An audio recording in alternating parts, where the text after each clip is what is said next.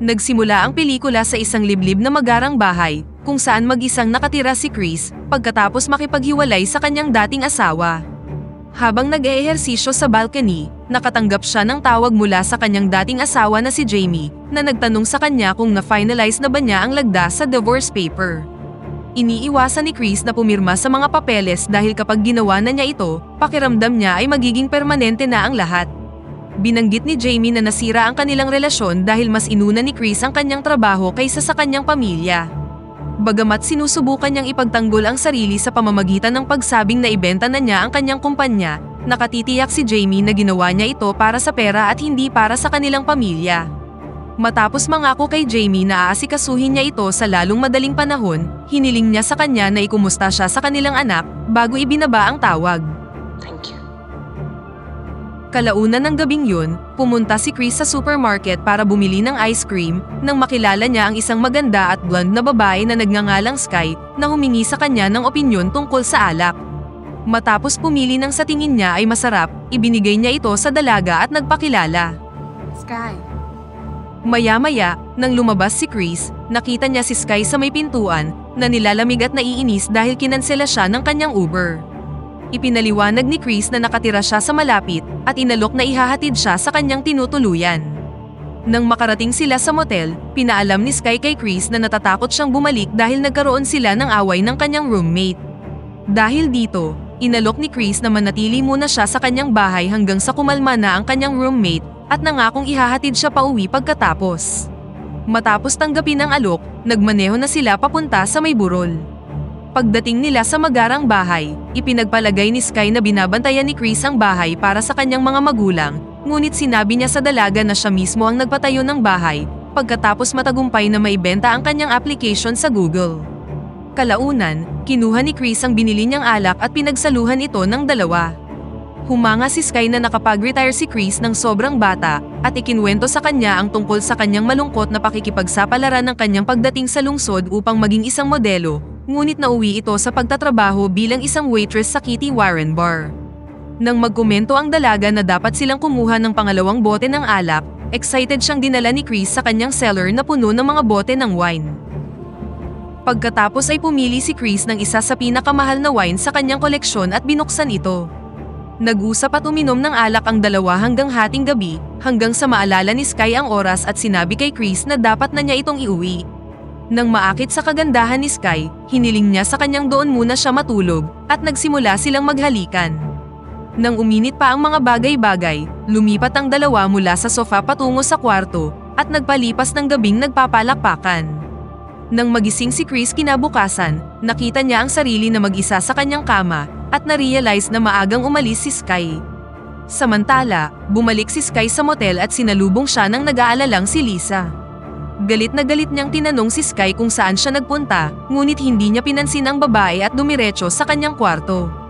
Nang gabing yun, pumunta si Chris sa bar na sinabi ni Sky kung saan siya nagtatrabaho at nakita siyang nagseserve sa ilang customer. Ipinaliwanag ni Chris na hindi siya sa kanya nag-iwan ng contact number, at pakiramdam niya ay mas mabuting dumiretso siya sa kanyang pinagtatrabahuhan kaysa pumunta sa kanyang motel. Nang matapos ang shift ni Sky, lumabas ang dalawa para mamasyal at inamin ni Sky na hindi pa siya nagkaroon ng pamilya, na labis na nakaapekto sa kanya. Nang makarating sila sa sasakyan, nakita nila ang isang lalaki na sinusubukang pasukin ang kotse ni Chris. Nang sinubukan niyang pigilan ang magnanakaw, inatake siya ng agresibong lalaki at binali ang kanyang tuhod gamit ang crowbar. Matapos malagyan ng semento ang kanyang binti, inihatid na ni Sky si Chris pauwi at iniupo siya ng komportable sa may sofa. Masama ang pakiramdam ni Sky na nasaktan si Chris sa pagprotekta sa kanya, at inalok na aalagaan siya sa halip ng nurse na kanyang kinuha. Mapang-akit niyang sinabi kay Chris na masarap siyang magluto, at magkakaroon sila ng maraming oras na magkasama. Nang maakit, pumayag si Chris at sinabi sa kanyang kakanselahin niya ang nurse, bago umalis si Sky upang kunin ang kanyang mga gamit. Pagdating niya sa motel, nakita niya ang kanilang landlord na nakikipag-usap kay Lisa, at sinabi sa kanya na mas maayos ang kalagayan ni Lisa bago lumipat si Sky. Nang marinig ito, sinabi ni Sky na nagseselos lang siya at pumasok na sa loob. Habang humihingi ng paliwanag si Lisa, sinimulan na ni Sky na iimpake ang kanyang mga gamit. Sa sumunod na araw, Pagkatapos bumalik sa bahay ni Chris, ang bagong magkasintahan ay ginugol ang buong gabi na magkasama sa loob ng jacuzzi. Pagkatapos nito, tinulungan siya ni Sky na makahiga sa kama, at binigyan siya ng mga gamot para sa sakit. Tinitigan siya ni Chris ng ilang minuto at sinabi sa kanyang in love na siya sa kanya. Nang may ngiti sa kanyang mukha, inamin din ni Sky na nahulog na rin siya kay Chris. Samantala sa motel, kumatok ang landlord na si Ronald sa pintuan ni Lisa, at hiningi ang bayad sa upa. Nang hindi siya makatanggap ng anumang tugon, ginamit ni Ronald ang kanyang susi para makapasok sa loob at tinawag ang kanyang mga tenant. Nang hindi niya sila makita sa kwarto, tumingin siya sa banyo at laking gulat niya nang makitang patay na si Lisa sa loob ng bathtub. Sa sandaling dumating na ang pulis at sinimulan ang kanilang investigasyon, tinanong siya ng detective tungkol sa roommate ni Lisa, na ang pangalan ay tila hindi lumabas sa alinman sa kanilang database.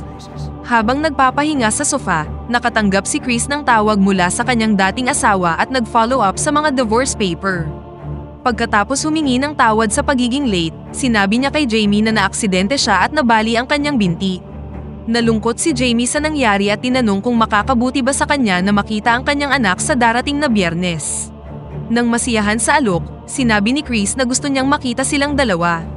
Nang tanungin ni Jamie kung sino ang nag-aalaga sa kanya, ipinaliwanag ni Chris na kumuha siya ng isang private nurse at ibinaba ang tawag bago pa siya makapagpatuloy sa pagtatanong.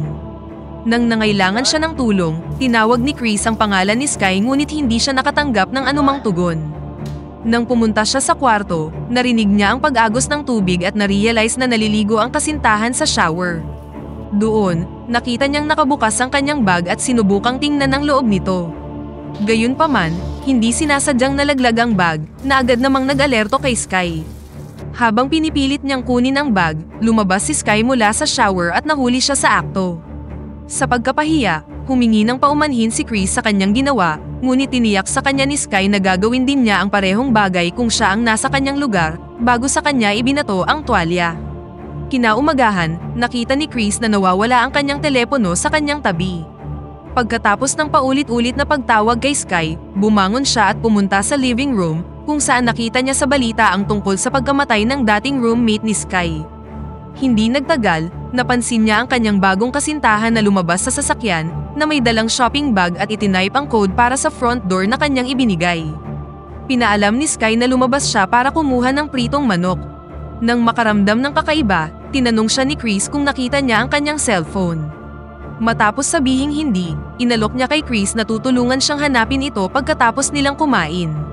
Bagamat naiilang siyang sabihin ang masamang balita, sinabi ni Chris kay Sky ang tungkol sa pagkamatay ng kanyang roommate na si Lisa, at nabigla nang wala siyang nakitang anumang uri ng reaksyon mula sa kanya. Nang sabihin ni Chris na dapat siyang makipag-ugnayan sa pulisya, ngumiti si Sky at sinabi sa kanyang kalokohan ito dahil siya ang pumatay kay Lisa. Tila nabigla si Chris at ipinagpalagay na isa lang itong biro, ngunit tiniyak sa kanya ni Sky na yon ang totoo. Ipinaliwanag niya na bagamat selosa si Lisa, meron naman siyang perpektong apartment upang panoorin si Chris mula sa malayo. Sinabi niya sa kanya na sinusubaybayan niya si Chris sa nakalipas na 2 buwan, at alam niya ang lahat na nangyayari sa kanyang bahay, kasama na ang pagiging mag-isa ni Chris sa susunod na 6 na araw.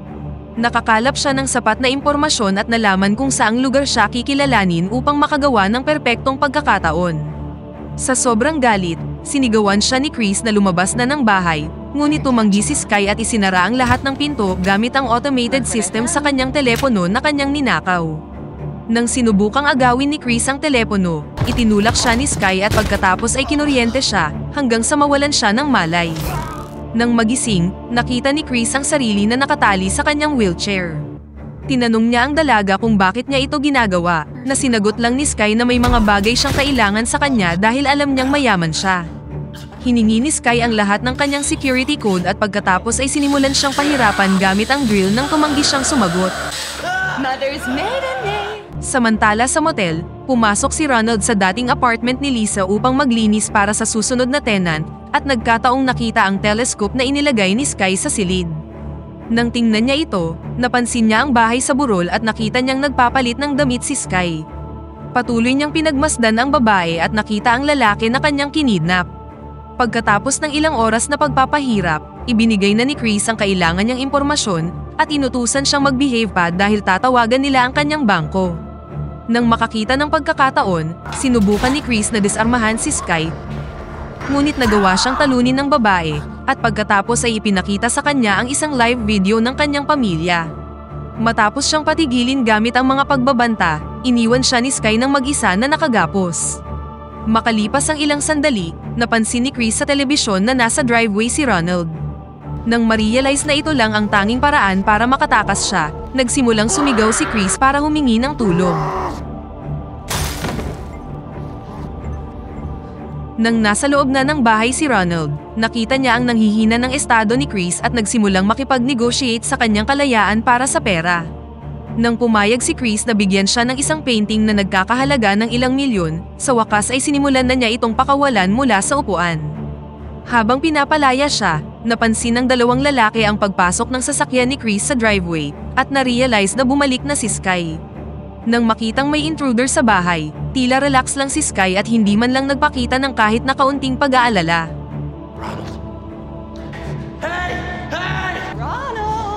Hinabol niya si Ronald gamit ang espadang hawak niya at kinorner siya sa isa sa mga silid. Ilang sandali pa, sinaksak ni Sky si Ronald, na agad namang pumatay sa lalaki. Habang busy si Sky, nagawang makatakas ni Chris at nahanap ang motorsiklong iniwan ni Ronald sa labas. Habang minamaneho ang motor nang may injury sa paa, aksidenteng nakabangga si Chris sa isang bato na nababalutan ng nyebe at nahulog sa harap ng isang kotse. Nagmamadaling lumabas ang lalaki sa sasakyan at tinulungan si Chris na makasakay sa loob. Sinubukang sabihin ni Chris ang tungkol sa killer na nasa kanyang bahay, only to learn na inihatid siya pabalik sa kanyang bahay, kung saan naghihintay si Sky sa harap ng pintuan. Ibinalik ng dalawang magnanakaw si Chris sa kanyang wheelchair at pilit siyang ipinasok pabalik sa bahay. Ipinakilala ni Sebastian ang kanyang sarili bilang ang lalaking pinakasalan ang ina ni Sky noong 14 anyos pa lamang siya, at nang mamatay ito, siya na ang nangalaga kay Sky. Kalaunan ng gabing yun, pinutol ni Sky at ng kanyang kasintahan ang hinlalaki ni Chris para makakuha ng access sa biometric scanner sa bangko. Kinaumagahan, ang dating asawa at anak na babae ni Chris ay dumating sa bahay upang bisitahin siya gaya ng plano, ngunit tinambangan sila ng kriminal na si Sky. Matapos pagbantaan ang kanilang buhay, ikinulong sila ni Sky sa loob ng closet kasama si Chris. Pagkaalis ni Sky at Sebastian ng bahay para kunin ang mga pera mula sa bangko, pinadaan ni Chris ang kanyang anak sa ventilation para mabuksan niya ang pinto sa labas at makatakas sila. Habang naghihintay sila, sinabi ni Chris kay Jamie na inilipat niya ang mga pera sa ibang bangko na maglalagay sa mga salarin sa isang awkward na posisyon. Habang nagmamadaling bumalik sina Sky at Sebastian sa bahay, nakita nilang nakawala ang kanilang mga hostage. Dahil sa kagustuhang mailigtas ang kanyang pamilya, sinurpresa ni Chris si Sebastian gamit ang palakol at naganap ang isang laban. Habang nakatutok ang baril kay Chris, uminit ang ulo ni Sky sa kanyang demanding na kasintahan at binaril niya ito sa dibdib na nagbigay sa mga biktima ng sapat na oras para atakihin siya. Nang marinig ang tunog ng sirena ng mga pulis sa labas, sina Chris at Jamie ay nailigtas ng kanilang traumatized na anak na binaril ang salarin sa likod. Bago mamatay si Sky, tumingin siya kay Chris at sinabi sa kanya na Margaret ang kanyang tunay na pangalan, at dito na nagtatapos ang pelikula. Pakipindot naman ang like button kung nagustuhan mo ang pelikula, at kung hindi naman, pindutin mo ng 2 beses ang dislike button para lang makasiguro.